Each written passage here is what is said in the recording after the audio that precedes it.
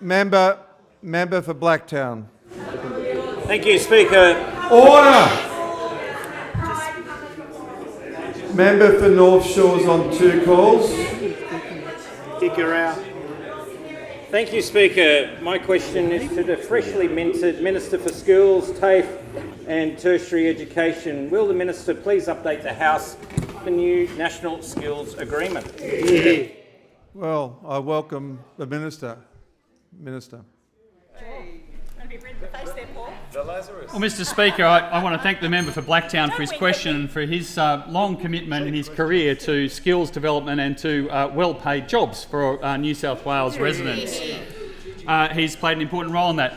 And Mr Speaker, it's a really important week for skills and training in New South Wales, because I'm really pleased to advise the House that yesterday New South Wales signed off on the new National Skills Agreement.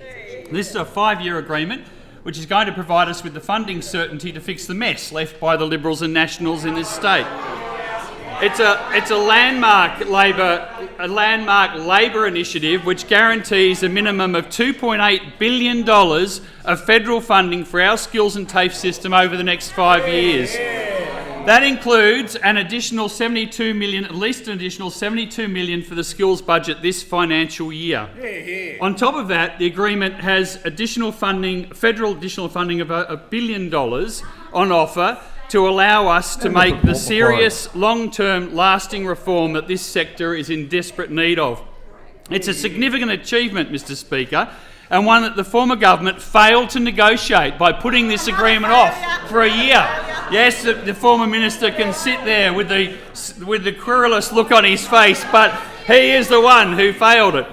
Mr Speaker, this agreement's reform priorities are very important for our state. They include expanding access to foundation skills training to boost our adult and community education sector, closing the gap initiatives to build on the Closing the Gap national plan in support of Aboriginal controlled RTOs, enhancing vet data and evidence, which will fund system upgrades to implement modern data practices, improving completions to explore new and innovative ways to get vet completions, especially in our priority skills areas, and restoring TAFE to the heart of our skills and training sector, which I know on this side of the House is something we really want to see.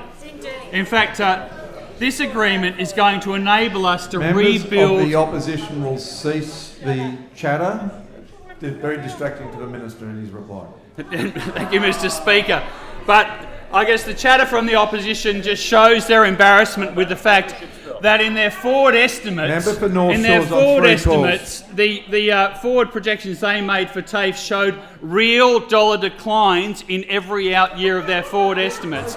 It was part of their dodgy accounting that went into them trying to claim that they could get a budget surplus. But in fact, what they were doing was outlining a situation for TAFE which led to complete uncertainty and which they said in their forward estimates projected lower funding in each out year. So, Mr Speaker, this important agreement is going to enable us... Member for Blacktown. Yes, ignited. I seek further information. Information, 2 minutes is granted.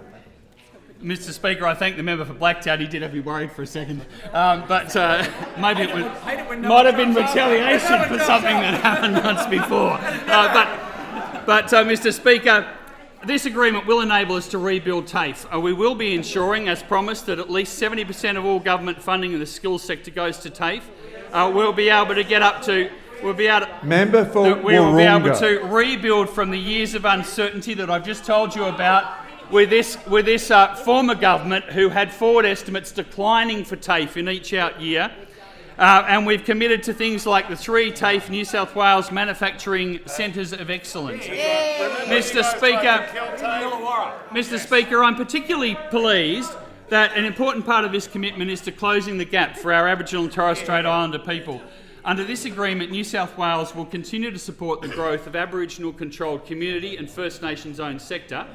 The agreement will see New South Wales grow its vet workforce and boost the cultural competency of mainstream RTOs so that no matter where Aboriginal people study, they can do so in a culturally safe environment. And we will do this in close partnership with local communities to build on the successful work we already do in New South Wales to support Aboriginal people and Aboriginal-controlled training organisations. And I think that's particularly important given the comments the Premier made before about moving forward and trying to close the gap in so many significant areas, because as our wonderful former colleague Linda Burney actually said in this place when she made her inaugural speech, education was the key to her success, and it can be the key to closing the gap in so many areas. So, Mr Speaker, this new agreement with the Commonwealth, a 5-year agreement, is a fabulous opportunity for New South Wales, working with a like-minded federal Labor government, to really put the steps in place to boost our skills training over coming years, and do it in a way which provides long-term certainty for those who need the skills and a well-skilled workforce for our state.